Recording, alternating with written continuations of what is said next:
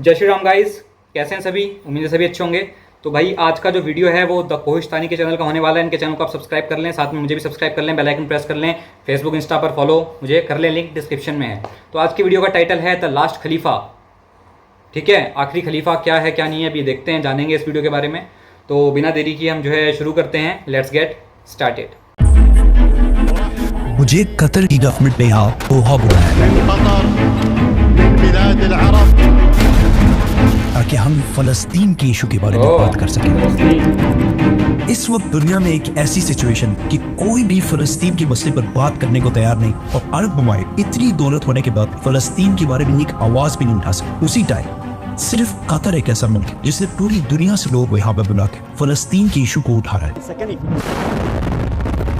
लेकिन अब क्वेश्चन ये कि सारे अरब ममालिक वेस्टर्न कंट्रीज के गुलाम आखिर बने कैसे। असल में आज से 100 साल पहले ऑटोमन एम्पायर, उस्मानिया खिलाफत अपनी आखिरी सांसें ले रही थी, और ब्रिटेन, फ्रांस और बाकी सारे वेस्टर्न कंट्रीज ने उन्हें हर तरफ से घेर लिया था। लेकिन फिर भी इन सबको पता था कि जब तक ऑटोमन एम्पायर के अंदर से बगावत नहीं होगी तब तक ऑटोमन एम्पायर को हराना बहुत ही मुश्किल काम होगा। एंड ऑब्वियसली उन्होंने सबसे पहले ऑटोमन एम्पायर की सबसे बड़ी माइनॉरिटी अरबों की तरफ देखा, क्योंकि टर्किश लोग पिछले 400 साल से ऑलमोस्ट दुनिया के सारे अरबों पर हुकूमत कर रहे थे। लेकिन अब तक पिछले 400 साल से अरबों ने कभी भी उस्मानिया खिलाफत के खिलाफ कोई बड़ी बगावत नहीं की, क्योंकि उस्मानिया खिलाफत अपने आप को एक टर्किश एम्पायर नहीं बल्कि सारे मुसलमानों की खिलाफत समझते थे। लेकिन उस्मानिया खिलाफत के आखिरी जमाने में ये एम्पायर बहुत ही कमजोर हो चुकी थी, और उनके आखिरी पावरफुल खलीफा सुल्तान अब्दुल हमीद ने बहुत कोशिश की कि इस एम्पायर को बचाया जाए। लेकिन अपने आखिरी जमाने में उस्मानिया खिलाफत इकोनॉमिकली बहुत ही कमजोर हो चुकी थी, जिसकी वजह से तुर्की के अंदर खलीफा के खिलाफ एक ऑपोजिट पार्टी यंग टर्क्स बहुत तेजी से आगे बढ़ने लगे, और आखिर उनकी पावर इतनी बढ़ गई कि उन्होंने मिलकर खलीफा अब्दुल हमीद को तख्त से हटा दिया और उसके भाई महमद द फिफ्थ को खलीफा बनाया, जो सिर्फ एक नाम का खलीफा था, और पावर्स उसके पास कुछ भी नहीं थे। सारी पावर सिर्फ और सिर्फ यंग टर्क्स के पास थी, जो बिल्कुल एक एंटी इस्लामिक और नेशनलिस्ट पार्टी थी। मतलब उनका मानना था कि तुर्की की सारी कमजोरियों की वजह इस्लाम और बाकी माइनॉरिटीज, आर्मीनियंस, ग्रीक्स और सबसे बढ़कर अरब है। इसीलिए यंग टर्क्स ने खलीफा के होते हुए भी तुर्की में अरबी सीखने पर काफी हद तक पाबंदी लगा दी, जिसकी वजह से अरब और तुर्कों के दरमियान हालात बिगड़ने लगे। और इसी टाइम का जबरदस्त फायदा उठाकर ब्रिटिश सीधा अरबों के पास गया और उन्हें कहा कि तुम ये तुर्कों की गुलामी क्यों कर रहे हो, तुम तो इतनी अजीम कौम, और अरबों का अपना एक आजाद मुल्क होना चाहिए, और तुम्हारी इस आजादी को हासिल करने में हम ब्रिटिश तुम्हारी मदद करेंगे। और अंग्रेजों को पता हर तरफ पंगे करते कि अरब उनकी बात तभी मानेंगे जब उनके पास अरबों में से ही एक बहुत स्ट्रॉन्ग लीडर मौजूद हो, और जब वो लीडर ऑटोमन एम्पायर के खिलाफ बगावत करे तभी सारे अरब हमारी बात मानेंगे।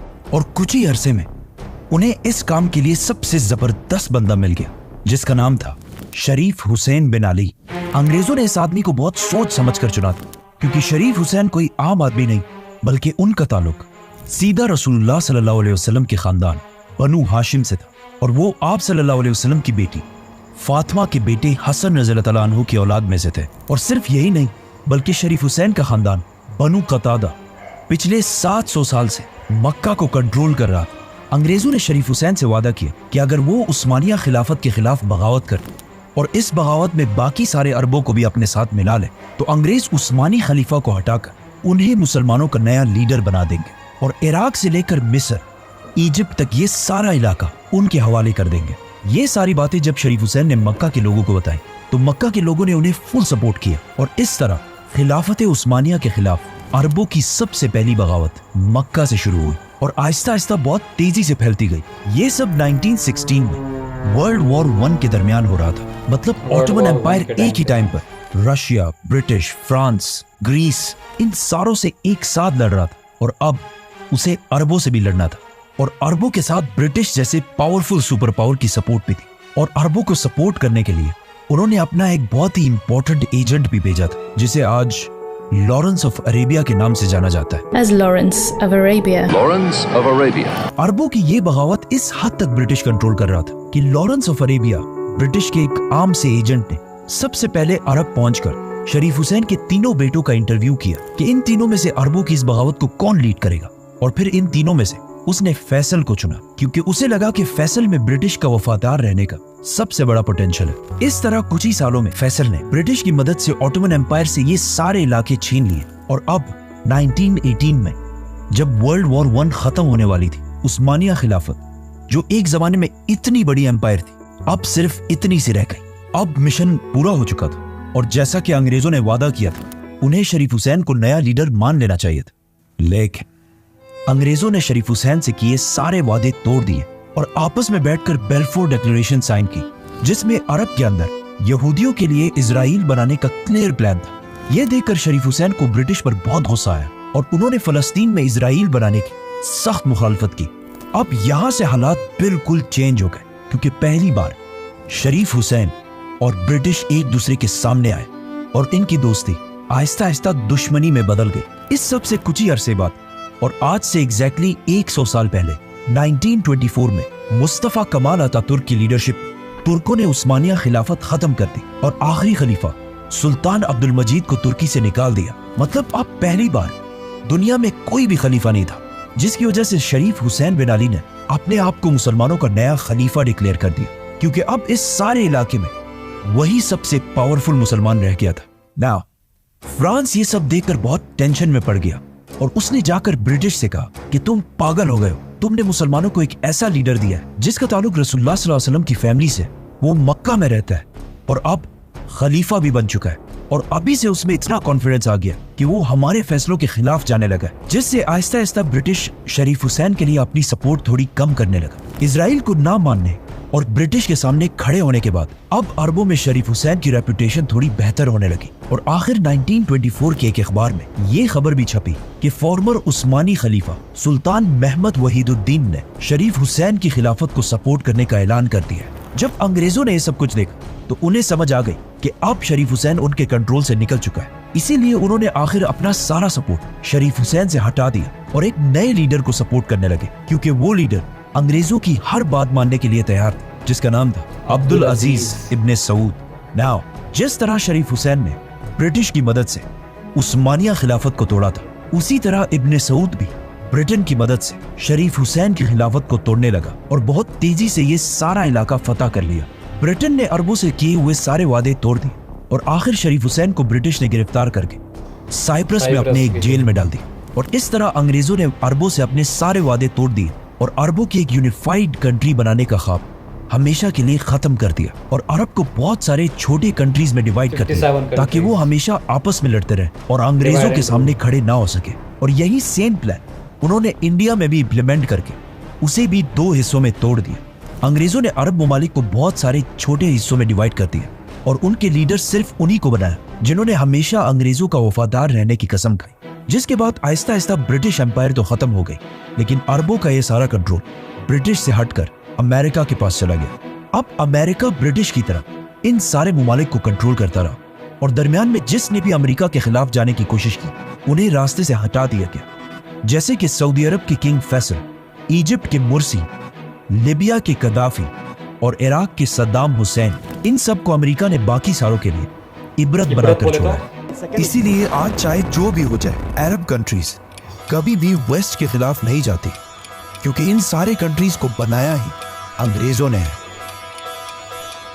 तो गाइज यहाँ पर हुआ वीडियो खत्म। तो अभी जो है इस वीडियो को देख करके आपको क्या पता लगा कि डिवाइड एंड रूल की पॉलिसी किसने अपनाई थी? अंग्रेजों ने। तो अंग्रेजों ने जो है कि जब एक टाइम पर पूरा क्रूर तरीके से जो है आक्रमण किया था और हुकूमत करी थी पूरे इधर एशिया के रीजन में और मिडिल ईस्ट में भी, तो उसके बाद उन्होंने जो है कि देशों को तोड़ा, 57 टुकड़े करे जो है OIC जो है। बाकी इधर अखंड भारत के टुकड़े हुए तो उससे भी कई देश निकले, जैसे अफ़गानिस्तान, पाकिस्तान, बांग्लादेश, भूटान, नेपाल, श्रीलंका, साउथ चाइना सी के इधर Philippines, Indonesia, Malaysia, Tibet, China का काफ़ी सारा उधर का पार्ट, और बर्मा, म्यांमार, और ऊपर से सेंट्रल एशिया के देश हो गए कुछ।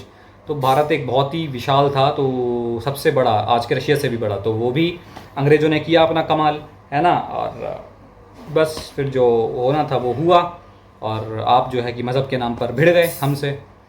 तो भाई ठीक है, डिवाइड एंड रूल उन्होंने किया, आप लोग पानी पे चढ़ गए और आपने अलग देश की मांग कर ली, बस पाकिस्तान ले गए। ठीक है, अब अंग्रेज़ों की आप गुलामी करेंगे, क्योंकि उन्हीं के कहने पे तो आपने अपने देश बनाए। जितनी भी ओआईसी कंट्री हैं, या पाकिस्तान है, अफ़गानिस्तान है, इंडोनेशिया वगैरह, जितने भी जो भी सब हैं, ये सब तो अंग्रेज़ों ने बना के दिए हैं ना, तो गुलामी तो उनकी करेंगे ही।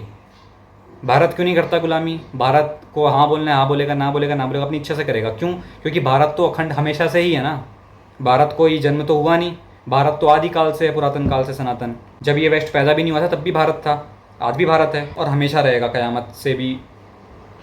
ठीक है, क़यामत आ जाएगी उसके बाद, तब भी भारत वैसा का वैसा ही रहने वाला है। तो भारत का कुछ नहीं होने वाला, क्योंकि सभी भगवान के अवतार भारत भूमि पर होते हैं। देवभूमि है और इसका कोई विनाश कर नहीं सकता, यह संभव है।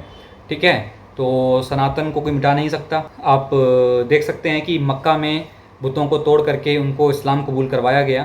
भारत में भी ये सब चीज़ें बहुत हुई, लाखों हिंदुओं का कत्लेआम किया गया, लेकिन आज भी 100 करोड़ की संख्या में हिंदू फ़क्र से रह रहा है भारत में, और अब इसे कोई मिटा नहीं सकता। इसकी कसम खुद ईश्वर ने खाई है, भगवान राम ने खाई है। तो जब भगवान ही आपकी हिफाजत कर रहा हो तो फिर कौन आपको मिटाने की कोशिश कर सकता है?